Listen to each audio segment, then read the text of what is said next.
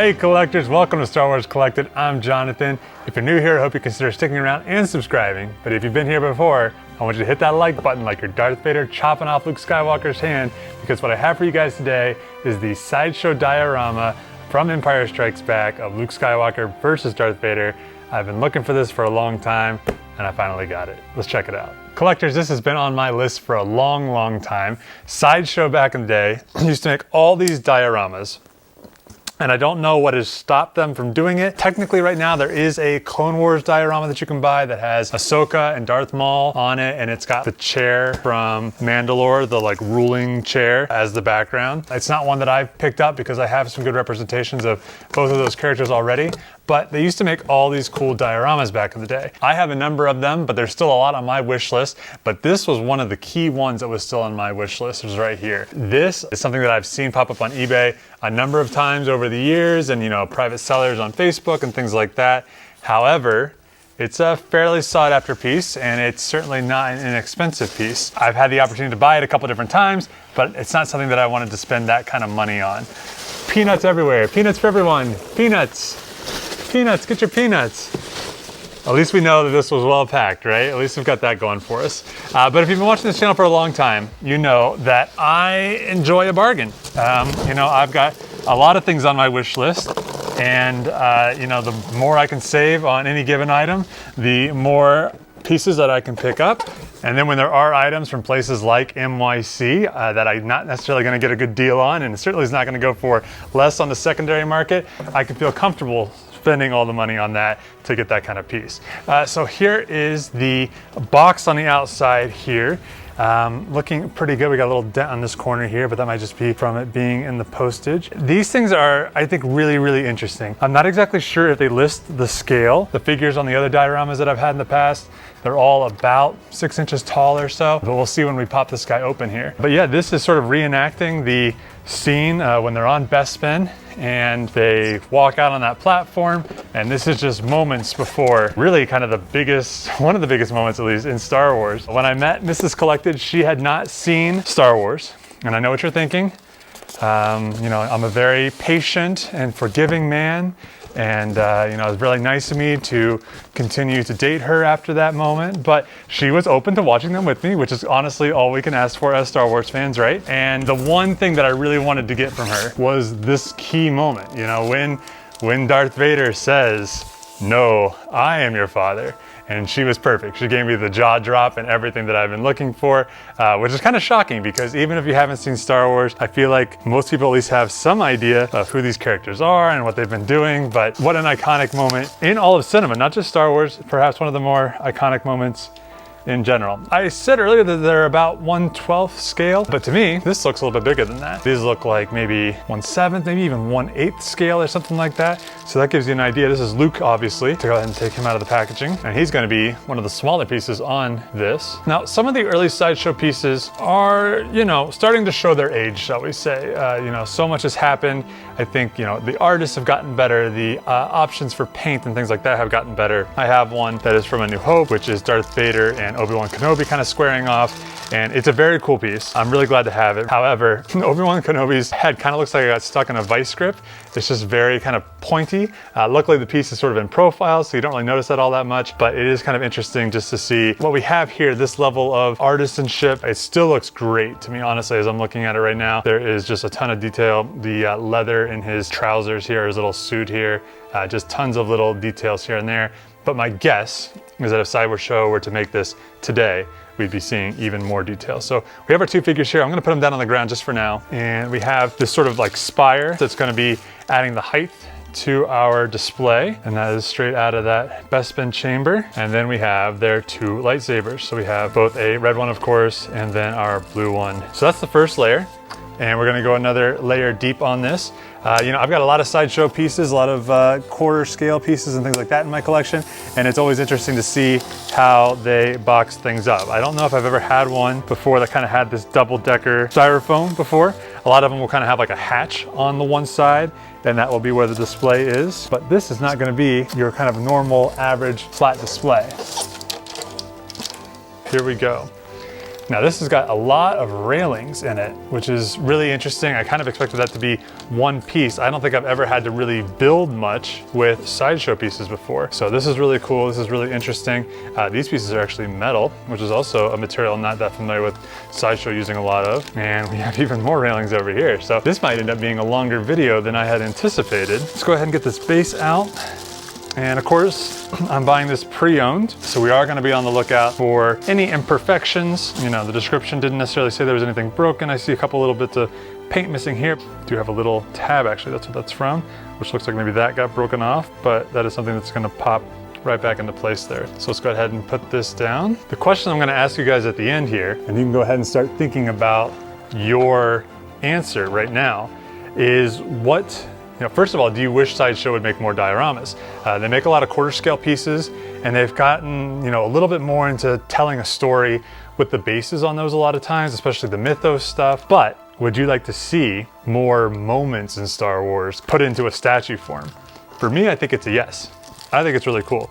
A lot of times I kind of base my collecting off of moments in Star Wars. Do I have something that represents this character or this moment? It looks like I've got a lot of building to do here. I don't have a fresh take on the schematics of Bespin, so I'm gonna have to use probably the box art to kind of get an idea of what goes where, but there are just a ton of pieces here. I'm really surprised, and so many pieces are metal. There are little tiny dots all the way around this, so I imagine that's what I'm gonna be using. We're gonna kind of maybe speed run this a little bit, and I'll chime back in.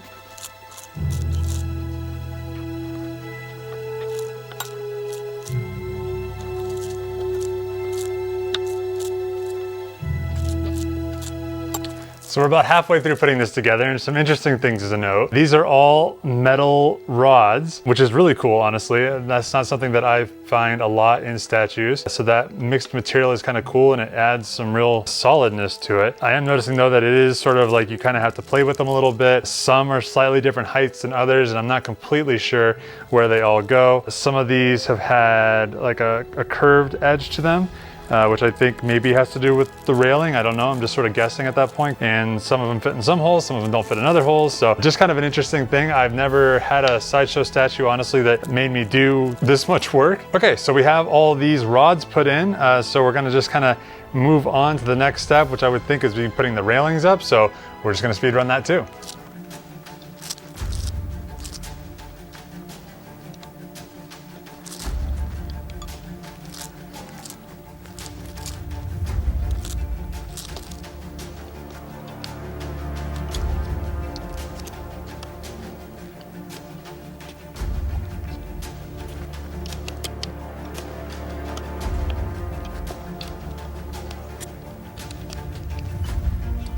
Well, collectors, that actually took forever, and it took a lot out of me. I think I'm damn near sweating here. Terrible design, quite honestly. The rods are a little too large to fit into these little railing pieces that I need to. They would have been much better off making this one piece, making that one piece, you plug it in. It would be very much more similar to how they've done Jabba's throne and things like that.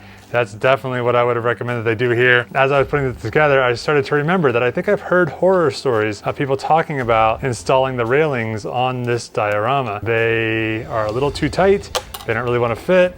They are labeled like A, B, C, but these little rods underneath them are just, put them wherever you want. And like I said, they're like kind of a little too thick in certain areas. We are just going to try to get it where we can for right now. I'll come back at a later date and really figure this out and get this in there for real. But you guys have lives and families and friends and things you want to do, and so do I, and I don't want to spend the rest of my life working on this piece here. So we have a railing up, not perfect, but railings in Star Wars, rarely perfect, not required by any means. So let's go ahead and continue with this. We're going to install this piece next here. This looks like this kind of comes off the back. So there is a little key back here.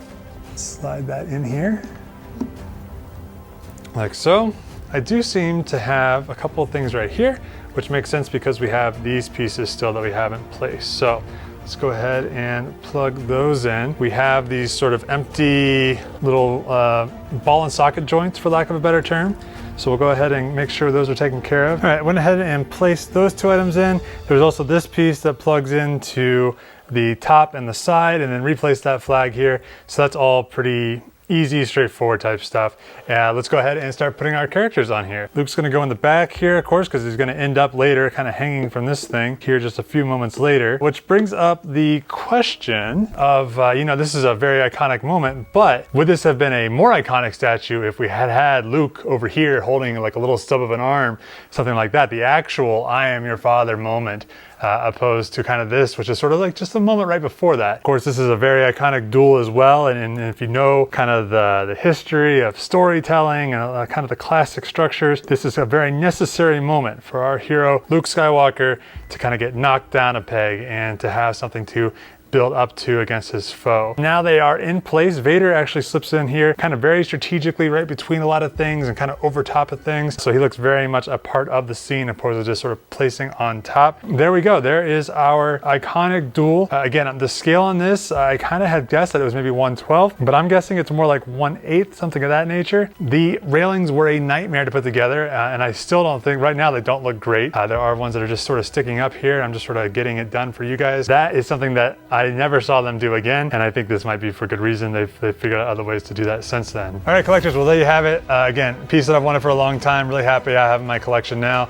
The railings, I wish they would have figured out a different way of doing it, but someday I will sit down with much more patience and get them perfect, and then I will never ever touch it again because that needs to be perfect. So I can imagine if you had this out on display and you had anything that could possibly touch it, that this would actually be a fairly annoying piece to own, because these railings are definitely going to be something that pops out and things like that nature over time. But overall, I'm happy to have it, and really excited that I got such an amazing price on it.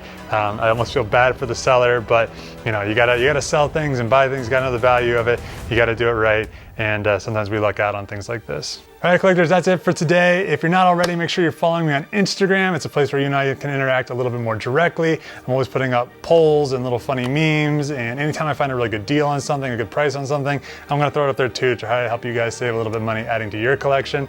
If you're new to the channel, you're not familiar with us, we do a ton of one-to-one props here, hot toys, sideshow, all that cool stuff. I've got a whole pile of boxes behind me, things from those brands. I got a lot of premium format out there that I need to go ahead and start opening, but I'm excited to bring this to you guys today, and thanks for following. It really helps a small channel like mine grow when you subscribe. That's it. All right, guys, I'll see ya.